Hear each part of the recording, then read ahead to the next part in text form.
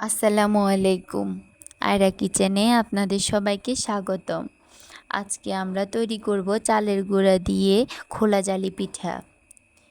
এই পিঠা তৈরির জন্য আমরা প্রথমে চালের গুঁড়া নিয়ে নিলাম। তারপর এখানে পরিমাণ মতো লবণ দিয়ে দেব। পরিমাণ মতো লবণ দেওয়ার পর আমরা এখানে প্রথমে ঠান্ডা পানি ব্যবহার করব। আপনারা অবশ্যই ঠান্ডা পানি ব্যবহার করবেন। ঠান্ডা পানি দিয়ে ভালোভাবে গুঁড়াগুলোকে মিক্স করে নেব। পানি কিন্তু অল্প অল্প করে দেবেন। তারপর আরও একটু ঠান্ডা পানি দিয়ে দিলাম।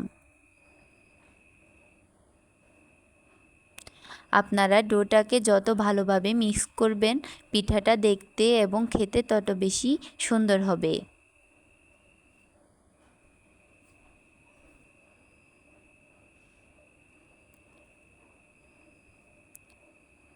ঠান্ডা পানি মিক্স করার পর এখানে একটু কুসুম গরম পানি দেব। পানি কিন্তু বেশি গরম হলে পিঠাটা হবে না। কুসুম গরম পানি ব্যবহার করতে হবে।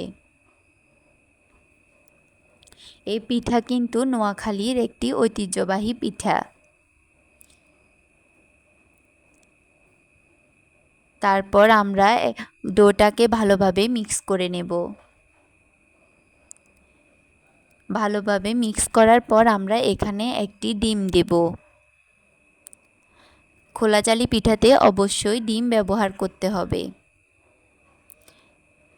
না হলে পিঠাটা খোলা থেকে উঠবে না, যেহেতু এটা অনেক পাতলা হয়।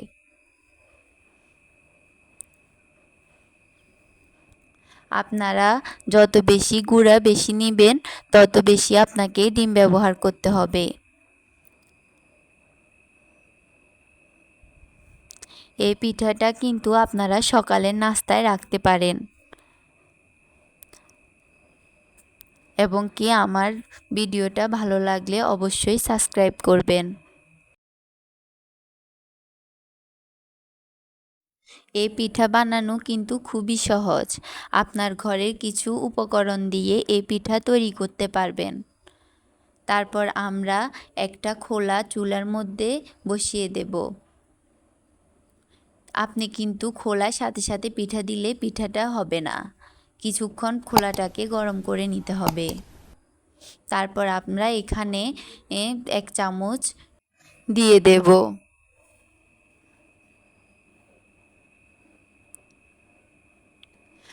তারপর খোলাটাকে ঘুরিয়ে নিতে হবে।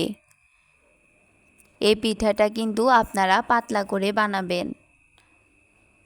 এটা চাইলে আপনারা পাইপ্যানেও বানাতে পারেন, কিন্তু মাটির খোলায় খুব সুন্দর হয়।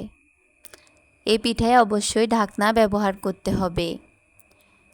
পিঠাটা চুলার মধ্যে দেওয়ার পর কিছুক্ষণ পর ঢাকনাটা তুলে দেখেন পিঠাটা কি সুন্দর হয়েছে। তারপর একটা খুন্তির সাহায্যে পিঠাটা তুলে ফেলব। দেখুন পিঠাটা কি সুন্দরভাবে উঠতেছে। আপনারা যদি এই পিঠায় ডিম ব্যবহার না করেন তাহলে পিঠাটা খোলা থেকে উঠবে না। তারপর আপনাদের সুবিধার্থে আমি আরও একটা পিঠা আপনাদেরকে দেখিয়ে দিচ্ছি। 1 চামচের বেশি দিবেন না, তাহলে পিঠাটা মোটা হয়ে যাবে। তারপর আমি আবার একটা ঢাকনা দিয়ে দিলাম। কিছুক্ষণ রাখার পর আমি ঢাকনাটা তুলে নিলাম। তারপর একটা খুন্তির সাহায্যে পিঠাটা আলতোভাবে তুলে নেব। এই পিঠা কিন্তু আপনারা যে কোনো তরকারির সাথে পরিবেশন করতে পারেন। দেখুন আমি গরুর মাংসের সাথে পরিবেশন করব। পিঠাটা খেতে কিন্তু খুবই সুস্বাদু হয়েছে। আর আমার ভিডিওটি ভালো লাগলে আপনারা অবশ্যই কমেন্ট করে জানাবেন।